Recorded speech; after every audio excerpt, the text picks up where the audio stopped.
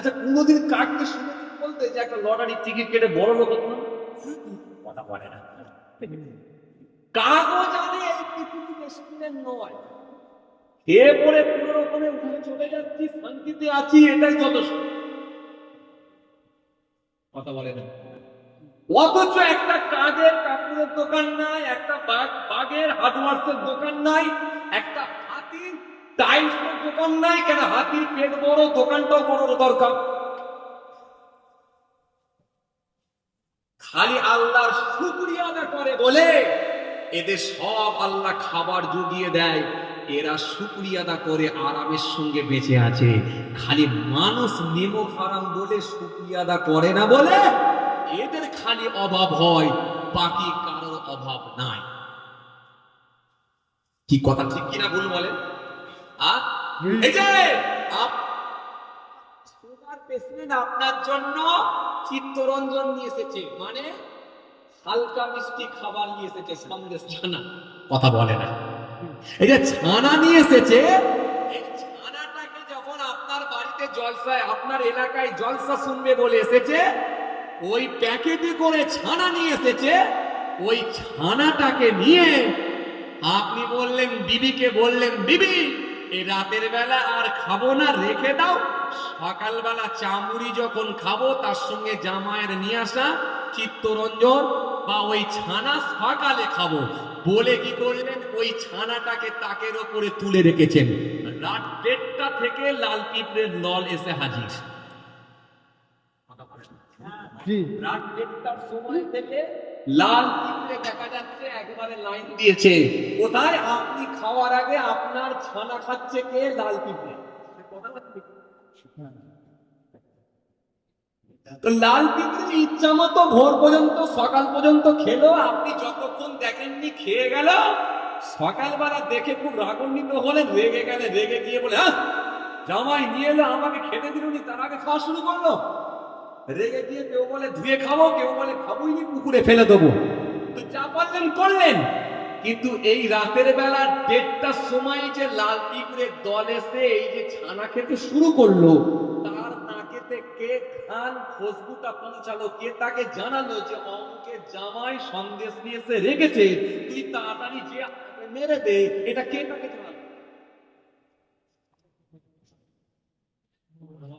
এরপরও আপনি বলছেন আমি বড় লোক হব, মহা বিপদে পড়েছি। এরপরও আপনি বলছেন আমি বড় লোক হব।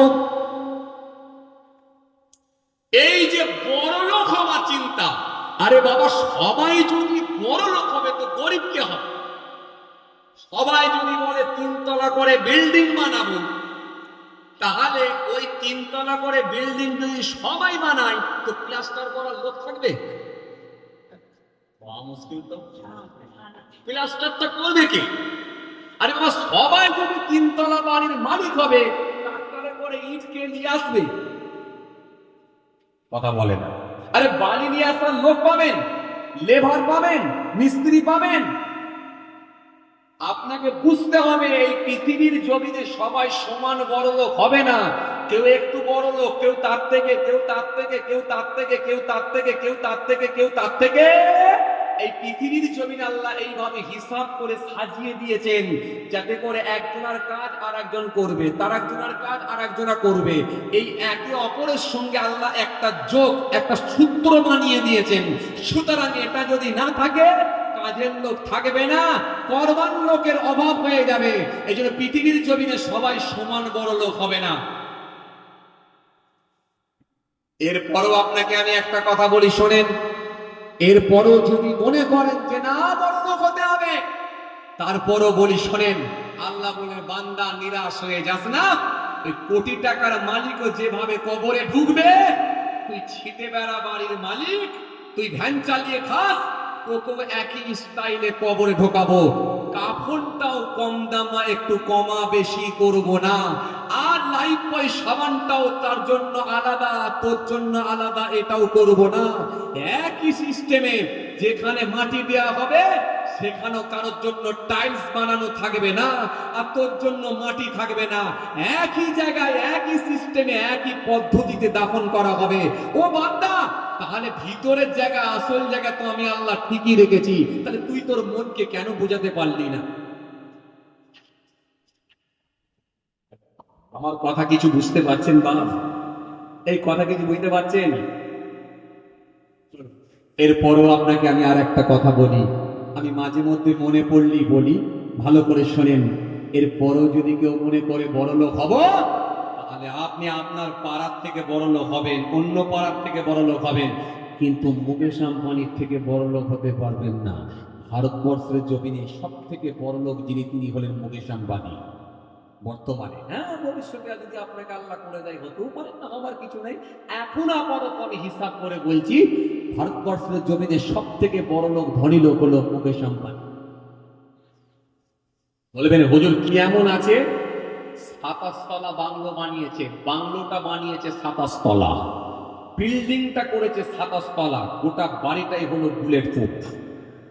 ভাইরা, শুধু তাই নয়, এই 27 তলা বাড়ি বানিয়েছেন, শুধু তাই না, 150 খানা গাড়ি চাপেন, একটা দুটো তিনটে না, 150 খানা গাড়ি চাপেন। গাড়িগুলো যেমন না, মার্সিডিজ থেকে শুরু করে, ওয়াডি থেকে শুরু করে, বিএমডব্লিউ থেকে শুরু করে, ফরচুনার থেকে শুরু করে, 1 কোটি 1.5 কোটি টাকা করে দাম এই গাড়িগুলো তিনি ব্যবহার করেন। এইরকম 150 খানা গাড়ি ব্যবহার করেন। এই 150টা গাড়ির জন্য পার্কিং এর ব্যবস্থা করেছেন। পার্কিং করেছেন খালি বিল্ডিং এর ভেতরে 6 তলা পর্যন্ত খালি পার্কিং এর ব্যবস্থা করেছেন। ভাইরা ভালো করে শুনে রেখে দেন, ঠিক তিনি পার মান্থ খালি কারেন্টের বিল পেমেন্ট করেন 70 লাখ টাকা। কত বললাম? 70 লাখ টাকা। একটা মধ্যবিত্ত পরিবার সারা জীবন ধরে ইনকাম করলেও তার 1 মাসের কারেন্টের বিলের টাকা তুলতে, 1 মাসের কারেন্টের বিলের টাকা তুলতে পারবে না। তিনি পার মান্থ কারেন্টের বিল পেমেন্ট করেন খালি 70 লাখ। মুসলমান ভালো করে শুনে রাখেন, তিনি তিনার স্ত্রীর জন্য, তিনার বিবির জন্য, তিনার আহালিয়ার জন্য একটা কুমোড বানিয়েছেন। কুমোড, কুমোড বোঝেন তো? টয়লেট, টয়লেট, উঁচু টয়লেট। এই যে টয়লেটটা বানিয়েছেন, এই কুমোডটা গোটাটাই হলো সোনা। টয়লেট টয়লেট কুমোড, এই কুমোডটা গোটাটাই হলো সোনা। একটা সাধারণ পরিবার থেকে যদি ওই টয়লেটের ভেতরে একবার বাথরুম করার সুযোগ পায়, সে তো আগামোটা ছেড়ে দিয়ে আগে টয়লেট ভাঙতে শুরু করবে। উসি ঘাসা মেরে দিয়ে কোন রকমে যদি ওর ফোন থেকে একটু ছাড়িয়ে নিয়ে পকেটে করে নিয়ে যাওয়া যায়, তাহলে এখন 3-4 পিঁড়ি বসে বসে খাবে। ভাই কথা বলেন দিকে যে ও মুসলমান ভালো করে শুনে রাখেন, এত বড় পয়সাওয়ালা লোক ভারতের জমিনে, আমেরিকার জমিনে যান, সেখানে একটা পাবেন। যান চীনের জমিনে যান, সেখানে একটা পাবেন। দুবাইয়ের জমিনে যান, দুবাইয়ের জমিনে সব থেকে ধনী লোক যিনি, যার নাম হলো রশিদ বিন শেখ।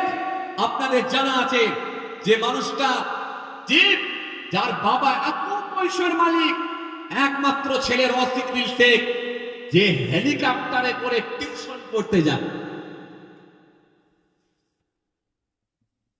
তাহলে আপনি যে কোনো দেশে যান এরকম ধনী লোক পাবেন। কিন্তু মনে রাখবেন, আপনাকে আমি একটা কথা বলি, হিন্দু হলে সেই আগুনে, আর মুসলমান হলে সেই কবরে। আরে কথা বলছেন না কেন? তাহলে এত পয়সা করো কোনো লাভ? লাভ? আসেন, ভুল বুঝবেন না, রাগ করবেন না। বুদ্ধিমান ব্যক্তি সেই ব্যক্তিটাই, যে ব্যক্তিটা আল্লাহকে ভয় করে, হালাল টাকা ইনকাম করে, অল্পের উপরে সন্তুষ্টি হয়ে, সুদ ঘুষ থেকে বেঁচে যে ব্যক্তিটা আল্লাহর ডাকে সাড়া দিয়ে চলে যেতে পেরেছে, সেই মানুষটাই হলো বুদ্ধিমান।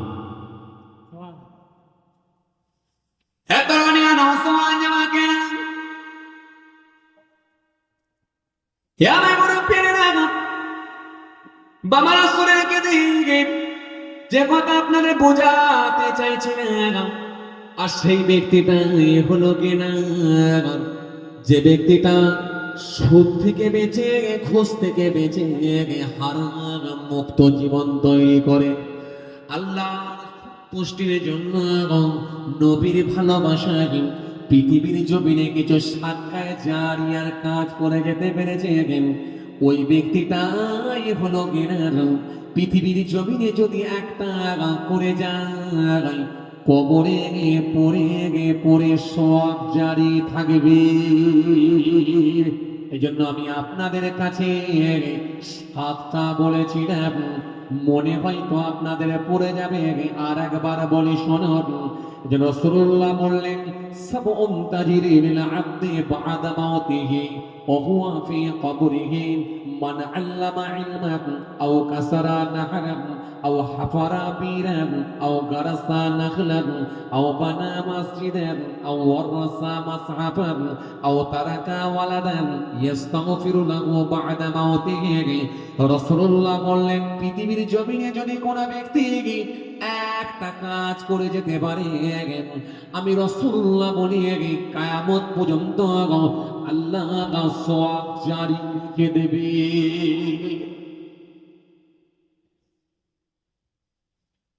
চলুন আপনাদেরকে আমি সাতটা ব্যাপার করে বলে দিচ্ছি, পারলে সুদমুক্ত জীবন তৈরি করে এর ভেতর থেকে অন্তত একটা কাজ অন্তত করে যান, ইনশাআল্লাহ উপকৃত হবে, কাজ হবে, ইনশাআল্লাহ লাভ হবে। একটা অন্তত করে যান।